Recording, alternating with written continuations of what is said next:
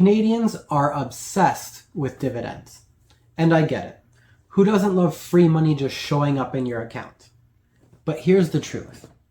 Dividends aren't free. It's just an illusion that makes you feel like you're receiving something more than you already have. And if your investment objective is to grow your wealth, then chasing dividends might be the dumbest strategy out there. In this video, I'm going to explain exactly how dividends are actually hurting your portfolio so you can avoid falling into the dividend trap. Let's go. Look, when I worked for one of the 5 large Canadian banks, one of the most confusing concepts for investors to understand is what a dividend actually is. A dividend is not a magical bonus.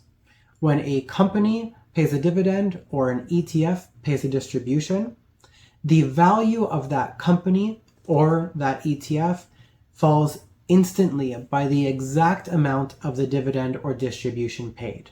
You're not any richer. You just have a chunk of your value paid out to you as cash that is now no longer part of your investment. That's it.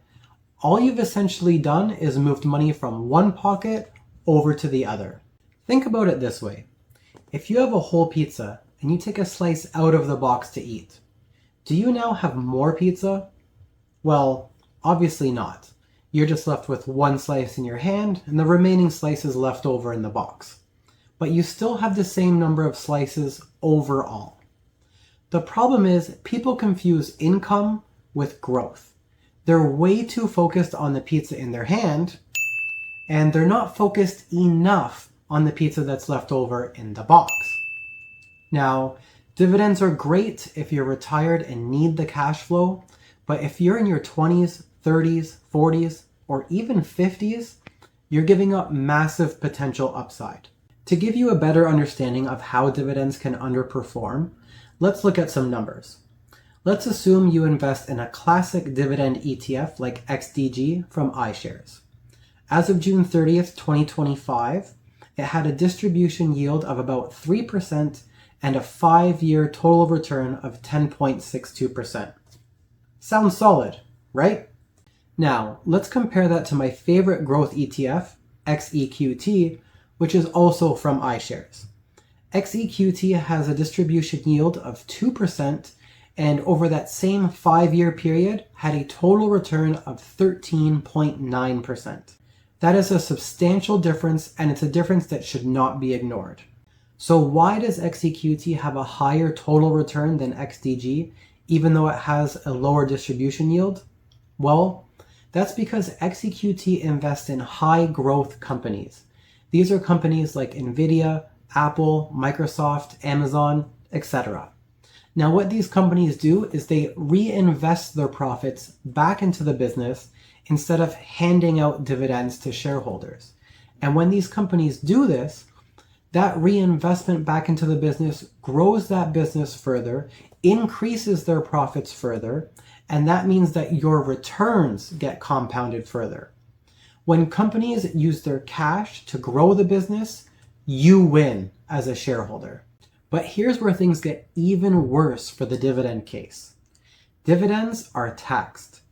Outside of registered accounts like TFSAs or RSPs, dividends are taxed every single year. That's like planting a tree and then just chopping off the top every season, hoping that it'll grow tall. It just doesn't work. But capital gains tax, that's only applied when you sell your investment, and even still, it's only 50% taxable. So what's the point I'm getting at?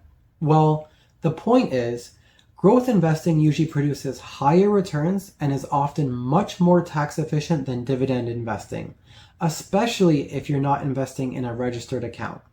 So if your goal is maximum long-term wealth and you're not at or near retirement, then dividend investing should not be your focus. Let's be honest about something.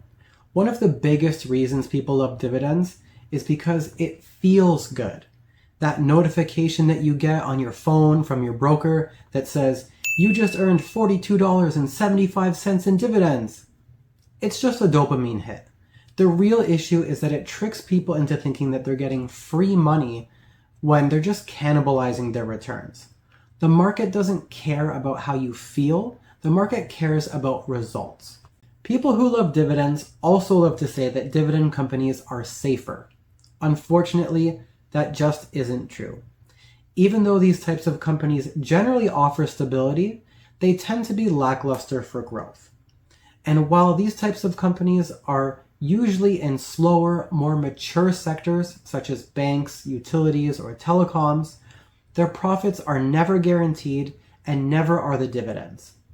Remember COVID? Yeah, me too. Companies were slashing dividends left, right, and center during COVID. Here's what dividend lovers miss. Total return is the only thing that matters. You should only care about total return, which is the sum of any capital appreciation plus any income received. It's no use worrying about trying to collect some 3 to 5% dividend stream while your portfolio ends up lagging everybody else. Let me give you a real-life Canadian example that perfectly shows the problem with dividend chasing. Bell. BCE. Your dad probably owns it, your grandma probably owned it, and for years, people loved the stock because it paid a fat, reliable dividend. But the truth is, Bell was just one big wealth trap. Let's look at the numbers. If you bought BCE stock 5 years ago, around the middle of 2020, your investment would be down over 40% today in terms of share price. Yes, you would have collected some dividends along the way, about 5 to 6% annually, but those dividends haven't even come close to covering your losses. Meanwhile, if you had just bought XEQT, which owns a diversified mix of over 8,000 companies globally, you'd be up 70% over that same time period. So BCE gave you a steady paycheck while quietly bleeding your capital. XEQT didn't pay you fat dividends, but it grew your wealth. So which one would you rather have in your portfolio? A stock that sends you a few $100s a year while the value plummets to the floor? Or an asset that's actually going to build long-term wealth for you? This is why dividends suck if you're trying to retire early or build $1 million portfolio. You need growth, not quarterly pocket change. Now, I'm not saying dividends are always bad. If you're retired and you need the income, sure, go for it. But please, let's stop pretending like dividends are some magical cheat code. They're just one piece of the pizza pie, not the whole strategy. See what I did there? Piece of the pie, pizza pie. See? To be clear, I'm not anti-dividend. I'm just anti-dividend during your wealth building years.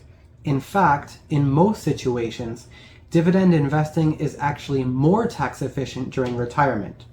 This is because the tax efficiency between capital gains and dividends has an equilibrium point based on your net income for the year, with dividends being favored for lower incomes. As you can see in this chart, anyone in Ontario who is retired with an income of $114,750 or less in 2025 would be better off receiving eligible dividends than claiming capital gains. Of course, this can get complex as there are lots of factors to consider, such as ineligible dividends, taxes on foreign dividends, and the province or territory you reside in. This is something I can cover in a future video, but for now, I just wanted to let it be known that dividends aren't always bad, and they do have a place in the drawdown phase of your retirement. I'll leave a link to this table in the description below for anyone who's interested. So, if you're young, hungry, and serious about building wealth in Canada, stop worshiping dividends. Focus on total return, get globally diversified, and let your returns compound without any interference. That's why an all-in-one equity ETF like XEQT that provides diversified exposure is my favorite ETF. If you haven't already, I strongly suggest clicking the link below to my full video breaking down XEQT and why it's the best growth ETF for Canadians. Listen guys, I'm not here to sell you a dream. I'm here to help you build actual wealth so that one day you can live your dream. Until next time, thank you for watching Snackable Wealth. Make sure to subscribe to my channel for more blunt and honest Canadian money talk. See ya.